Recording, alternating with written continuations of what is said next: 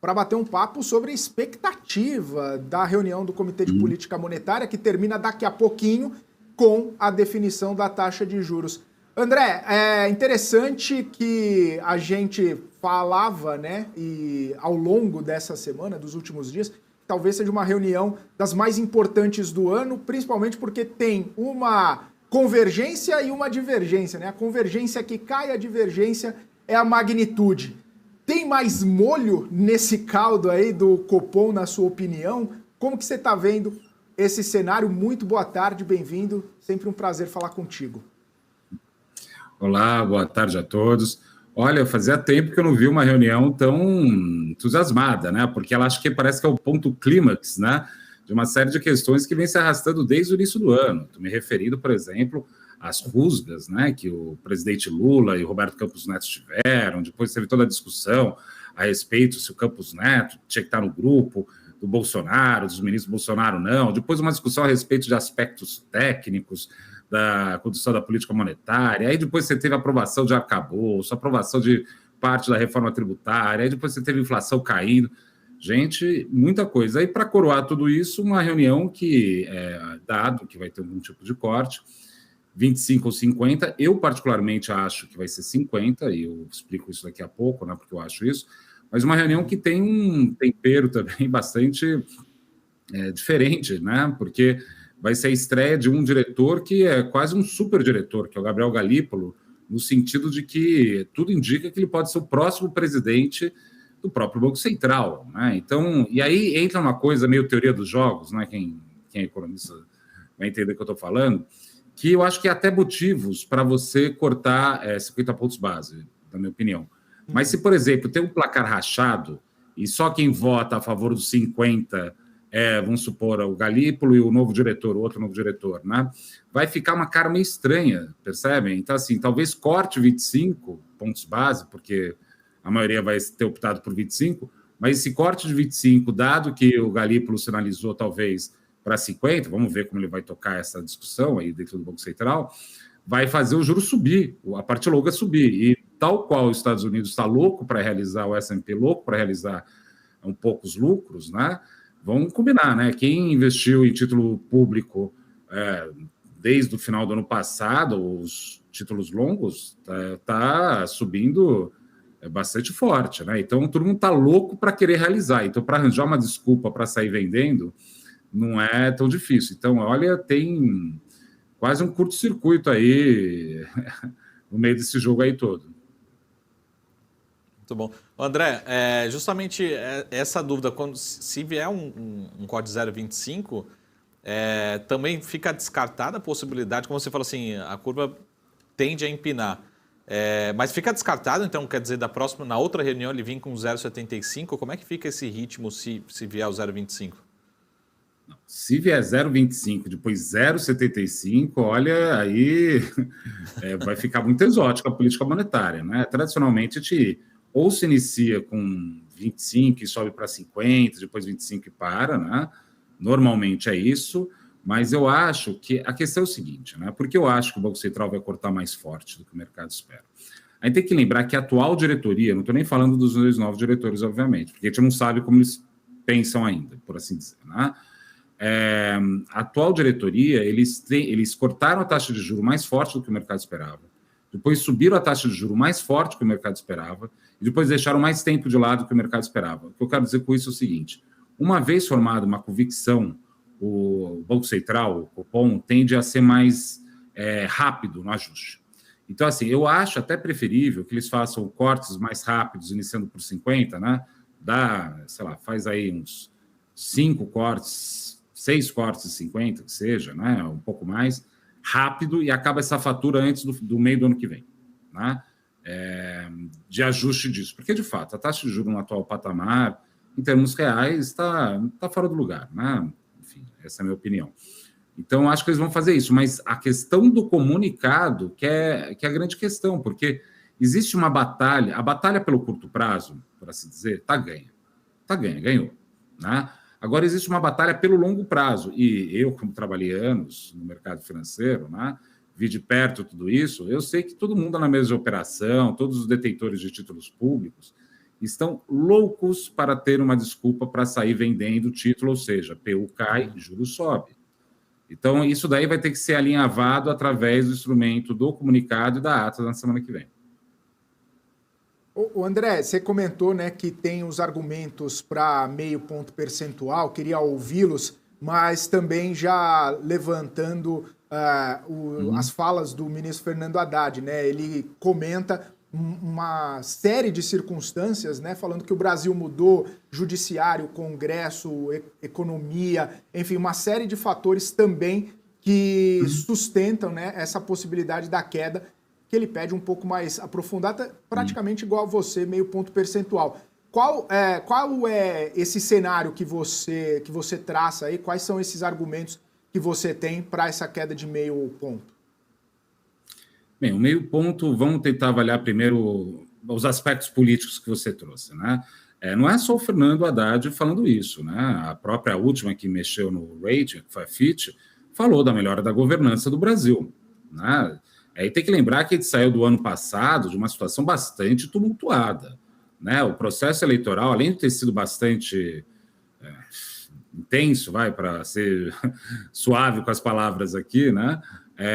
Teve a ação da Caixa Econômica Federal, foi dado voucher, foi feito muita coisa que, se continuasse nessa toada, pelo amor de Deus, né? Realmente, aí perderia totalmente o controle disso, né? Mas você teve a PEC da transição, depois você teve a aprovação das linhas gerais do arcabouço, você tem coisas que foram colocadas no chão. Então, isso daí já dá um freio de arrumação, primeiro ponto. O segundo ponto que conspira para, vamos dizer assim, um controle maior, né, da dinâmica inflacionária e também a questão que leva para 50 pontos base de corte, são os índices de inflação que eles estão vindo de forma quantitativa e qualitativa melhores. A inflação estava caindo, mas muitos economistas estão argumentando, olha, veja bem, os núcleos não estão tão baixos, a inflação de serviço subjacente está alta, isso tudo aí pode gerar um falso positivo, no sentido de que parece estar baixo, mas não está. Só que nas últimas medições, os núcleos melhoraram, inflação, serviço subjacente melhorou, você teve uma queda da difusão da inflação, tudo isso daí jogando também a ideia de que pode vir um corte maior. Outro aspecto, o terceiro ponto, que pode conspirar para 50 pontos base, né? É verdade que o dólar está subindo hoje, né? Mas, bem, eu no início do ano, até falei aqui na BMC isso, né? No começo do ano, quando a gente conversou, eu já estava esperando o câmbio perto de 5. O mercado esperava, na época, 5,23. Caiu para 4,70. Ou seja, se apreciou o real. O fato do real se apreciar conspira favorável a uma inflação mais comportada. Mais outro ponto aí que pode jogar para os 50 pontos base. E, por fim, o seguinte, o Banco Central foi até muito criticado, e eu critiquei muito essa postura da autoridade monetária, no sentido de que é quase como se o Banco Central tivesse terceirizado para o Focus a decisão da taxa de juros. Foi isso que eles fizeram, né? Muito em cima das expectativas. E as expectativas estão melhorando ainda, de forma mais tímida, claro, né? Agora cada vez com uma velocidade menor, mas melhorou. Então, assim, tudo isso junto é 50 pontos base. Não acho que tem muito segredo. Só que tem algum outro diretor que pode argumentar, e aí, sem querer fazer juízo de valor, falar que está errado, porque política monetária é sempre uma desgraça, né? Nunca é o que eu acho, mas o que eu acho que o outro acha, né? Que nem investimento de forma geral. Né? Sempre é assim o mercado de opiniões, né? Por assim dizer. Então, você tem uma dinâmica que alguém pode falar, não, 25 pontos base pode ser melhor, porque a Petrobras não passou ainda, né, toda a defasagem da gasolina, a gente tem discussões a respeito de uma piora do cenário externo. É um debate. É que eu acho que eles vão fazer mais forte, porque eles sempre fizeram mais forte. Para manter a coerência deles, eu acho que eles vão fazer isso. O André, estava até puxando o Focus aqui, né? Peguei o de 20 de janeiro desse ano, né? O mercado projetava uma inflação, IPCA, em 5,48, né? A gente já está nos 4,84, a Selic encerrando o ano em 12,5. Tá certo que no começo do ano já tinha, né, uma percepção, pelo menos uma tentativa ali de trazer uma pauta econômica, né, que tinha até toda aquela conversa depois da PEC da transição, né, mas o mercado, o Focus, como você falou, o Banco Central terceirizou, né, tentou terceirizar, mas o Focus também ele vai se moldando, né? Não tem uma expectativa tão exata assim, né, do que vai acontecer. No ano passado também teve muitas e muitas revisões. Então, isso não é perigoso? Olha, primeiro defendendo a classe dos economistas para falar que eu não estou sacaneando os economistas toda hora, né? O que você tem aí da dinâmica do Focus é que as informações disponíveis naquele momento vão combinar. Estava bem confuso o Brasil. Eu, particularmente, achava que não era tão confuso porque o Lula é o terceiro mandato e a gente sabe como o Lula funciona, mas eu não quero falar que eu fui melhor do que os outros, não. É que, assim, realmente o ambiente era de muita incerteza. Normal, natural isso acontecer. Agora, assim, as expectativas, né, ela é uma mão dupla em relação ao Banco Central, sabe?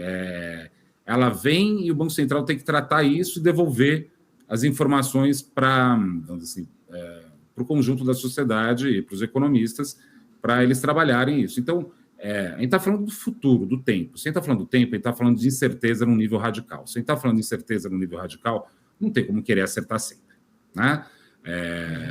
A mesma coisa se você perguntasse para todos, passa aí nas corretoras e nos bancos, nas assets, fala qual o preço, de 1º de janeiro de 2023, me fala quanto vai ser o preço da Petrobras em 31 de dezembro. Ninguém vai acertar, né? Normal, faz parte do jogo. Agora, o que eu acho que o Banco Central não pode passar, que nem eu coloquei, terceirizar a responsabilidade para o Focus. Isso daí eu achei um pouco ousado, né? Mas seja como for, até esse parâmetro, que é um parâmetro que o Banco Central olha com atenção, está sob controle. É isso que a gente tem que observar logo, por isso me leva a crer que é 50 pontos base, mas, de novo, depende, porque se vier 50 pontos base e vier um placar estranho ou uma discussão truncada, pode não ter efeito. Vai ser, olha, a redação desse comunicado vai ser, tem que ser feita com muito, muito cuidado mesmo. O André, você falou sobre a teoria dos jogos, né? Como é que você vê, talvez, a influência política nessa decisão particularmente? No sentido de que tá certo que o coração, o sangue ali do RCN, a gente talvez não seja desse mundo, né? Mas como é que você vê esse impacto, né, da política em cima da decisão? No sentido assim, pô, se ele tomar a decisão, imagina o seguinte, ou o voto dele ficar expresso que foi 0,25, vão ser mais 45 dias o governo fritando ele, né? Como é que isso tende a influenciar ou pode influenciar na decisão dele? Olha, eu acho que um dos maiores trabalhos dos investidores, esse é um dos meus maiores trabalhos, é separar a joio do trigo quando se trata de política. Essa briga do Campos Neto com o Lula é uma coisa, eu diria, quase teatral. Não quero dizer que não seja verdade, mas tem uma outra dimensão que é o seguinte. Qual que é a dimensão? O Lula está falando que o Campos Neto deveria... O Lula está fazendo o seguinte, é como se o Lula falasse, olha, eu estou tentando, o Campos Neto que não deixa. Entende? E o Campos Neto, toda vez que ele se rebela contra isso, passa uma ideia de maior credibilidade ou seriedade dele. Por que eu falo que é quase um teatro? Né? Porque o que chega para a gente, no sentido do que é expresso, do que é falado, do que é dado em entrevista, etc. e tal, é a terceira derivada de um monte de discussão que teve antes. Eu não caio nessa, no sentido de que não se tem uma conversa. Não quero dizer que seja jogo combinado, não. Mas eu quero saber o que eu quero dizer é que todos os atores sabem o que está acontecendo. Agora, o Campos Neto, ele tem hoje ótimos motivos para fazer esse processo rumo a uns 50 pontos base, não para gerar alívio político para ele, nem nada, né? É porque foram atingindo os critérios que ele mesmo colocou. É óbvio que se ele cortar 50, vamos supor, cortar 50 unanimidade hoje. O que o Lula vai falar hoje à noite? Está vendo? Se não fosse eu pressionando, não teria. Mas é irrelevante isso, porque o que importa é o que vai estar lá no comunicado. Para a gente do mercado, é óbvio, né? Para a sociedade, sem dúvida nenhuma, vai parecer que foi o Lula que fez, tá bom? Né? Política. É assim que funciona. É impossível isolar politicamente essas discussões, é impossível. Agora, o que me deixa tranquilo, né, é que foi construído um clima através de uma série de medidas, e a ida do Gabriel Galípolo para o Banco Central, acho que faz parte desse xadrez, né, de apaziguar um pouco os ânimos. O Galípolo, né, muita gente no mercado financeiro vai criticá-lo por ser muito heterodoxo, por aí vai, né? e de fato ele tem uma visão mais heterodoxa de alguns processos, menos do que o pessoal pensa, tá? Menos do que o pessoal pensa, mas tudo bem. Mas ele tem uma habilidade política muito grande, é isso que vai estar sendo colocado a teste agora, né? E espero que ele seja bem sucedido, né? De alinhavar todas essas diferenças na batalha, não pelo curto prazo, mas pelo longo prazo, ou seja, para deixar a curva longa quietinha lá, como está, que está muito bom, obrigado. André, a gente viu, né, uma série de expectativas em relação a essa queda de juros e queria saber duas coisas. Primeiro, na prática, 0,25 ou meio, que muda especificamente no day after, né? Seja para o mercado financeiro, seja para as expectativas em relação às próximas. Me parece que tá certo, de 0,25 para meio é 100% de diferença. Mas na prática, né, o que isso significa, o que isso mudaria nas expectativas do mercado? E aí, a segunda parte da pergunta, com tanto prêmio que já foi consumido ao longo das últimas semanas, dos últimos meses, inclusive com essa expectativa de corte de juros, né, o que tem ainda para queimar, o que tem ainda para dar de prêmio, né, depois, né, de efetivada essa redução nos juros? Olha, se vier 50 pontos básicos, isso implica necessariamente, ato contínuo, o mercado vai revisar para 11,75 a Selic no final do ano, porque aí vai ser 4,50. Se é verdade isso, o primeiro efeito que eu consigo imaginar é que o time value, o valor extrínseco das opções, tende a cair porque o valor do dinheiro no tempo vai diminuir por conta desse processo. Primeira coisa que quem opera opção aí, que acompanha a BMC, fique atento, talvez tenha uma mexida aí de cair um pouco esse componente, né, do Black and Scholes, né, para colocar esse ponto, né? A ideia de uma queda de taxa de juros mais forte vai também revisar aí perspectiva para a Bolsa. Eu acho que a Bolsa sobe, vai subir, né? Talvez não alguns segmentos, setores mais sensíveis a juros, né, no sentido da correlação positiva, quanto o juro mais alto, mais se beneficia, mas enfim. Mas tem alguns setores que podem se beneficiar. E vai se revisar projeções de PIB também, né? Mas o efeito mais de curto prazo que pode ter, eu acho que é a revisão de Selic no final do ano, isso daí revisar também a perspectiva das modelagens de opção, um pouco, nada muito dramático, mas vai acontecer isso sim, e a gente tem uma discussão aí a respeito de Bolsa subindo um pouco mais por conta de um juro mais baixo, né? Mas é que tá, nessa hora, eu lembro sempre daquele... É o único ditado de mercado financeiro que presta, na minha opinião, que é o seguinte: compre ao som dos canhões, venda ao som dos violinos, né? Quando todo mundo está começando a achar que está indo tudo muito bem, né, tenta comprar, não está indo tudo bem, né? Não estou falando que é para ficar pessimista agora, eu acho que isso daí vai continuar melhorando um pouco, né? Mas acho que vale a pena ficar atento a tentar comprar inflação, né? Tentar comprar uma bolsa um pouco mais... Porque pensa bem, imagina no final do ano, 11,75 de Selic e projeções subindo. O que vai acontecer com o relatório Focus para 2024? Ela vai revisar a inflação um pouco mais para cima. Não porque o dólar não vai continuar caindo de forma indefinida. Então, tudo isso daí... Eu estou tentando pensar aqui na segunda ou na terceira derivada. Não sei se eu fui longe demais, ou se a gente conversa aí mais no final do ano aqui na BMC.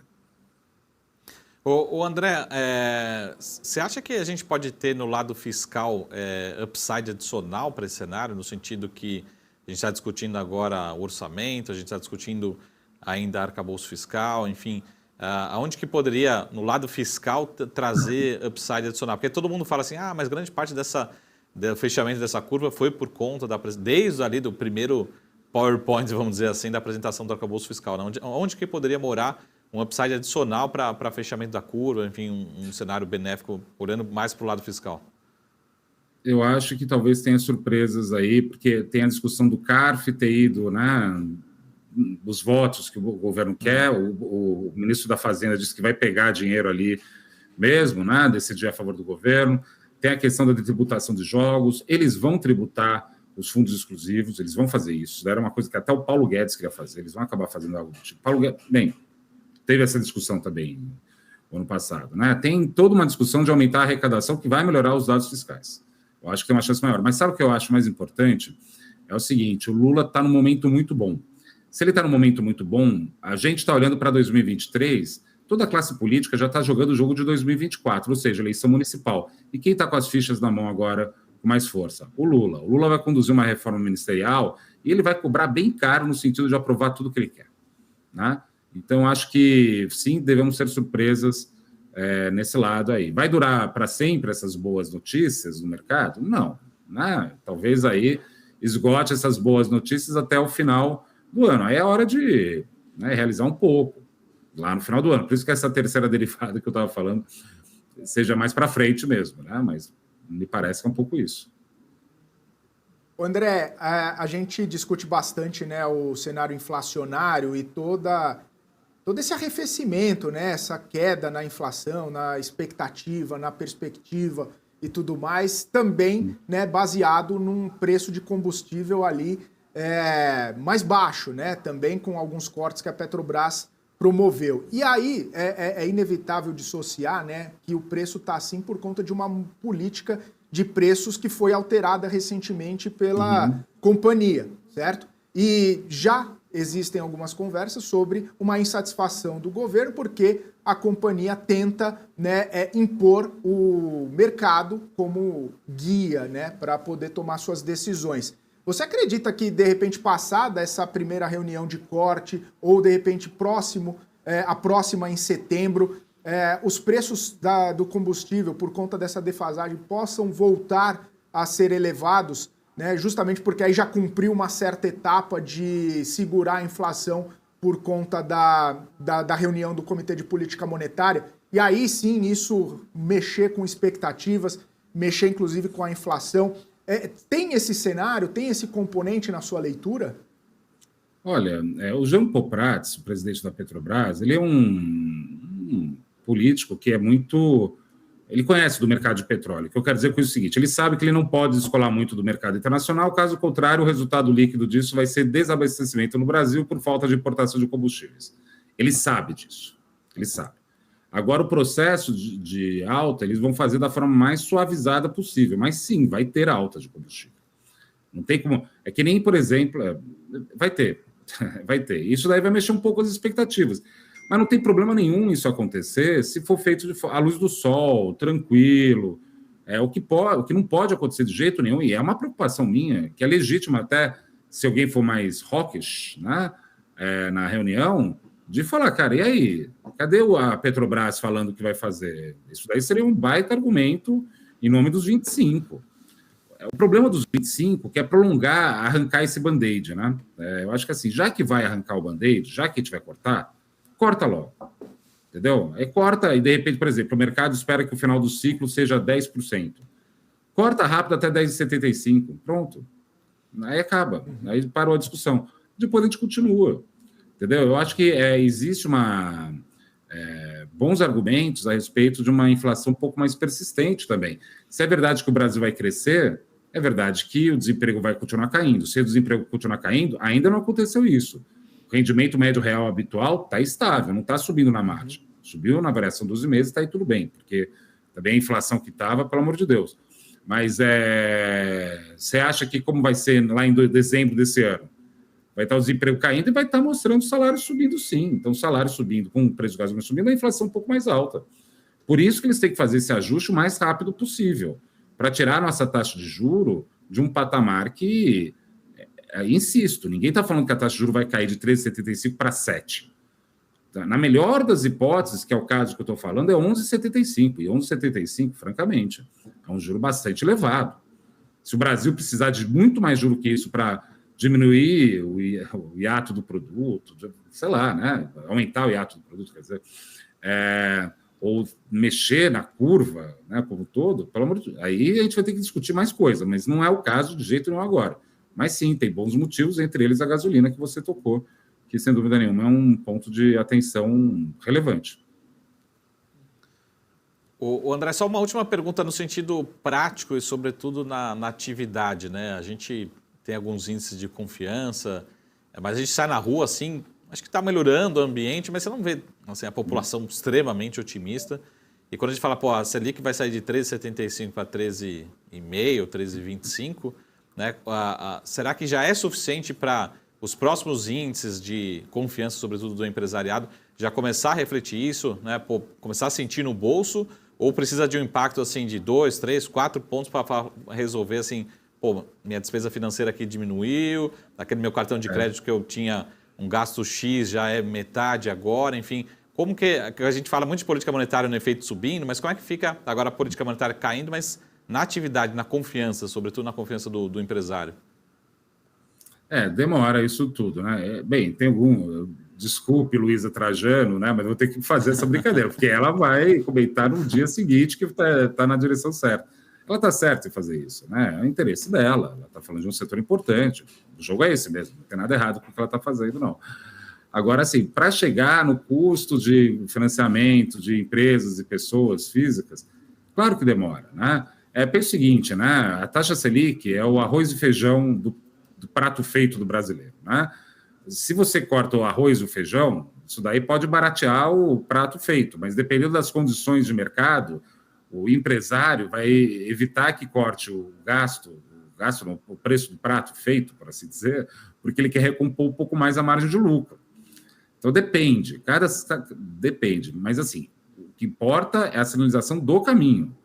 E vamos ser francos, já teve 4 agências de classificação de risco que apontou melhorias. Pode continuar, e eu acho que vai continuar por essa questão que talvez não seja muito dita, né? Enfim, passa um pouco ao largo, que é uma dinâmica política que tem a ver com o aumento do poder pessoal do Lula, no sentido de maior popularidade, as coisas melhor, porque ele vai organizar isso para a discussão da eleição de 2024.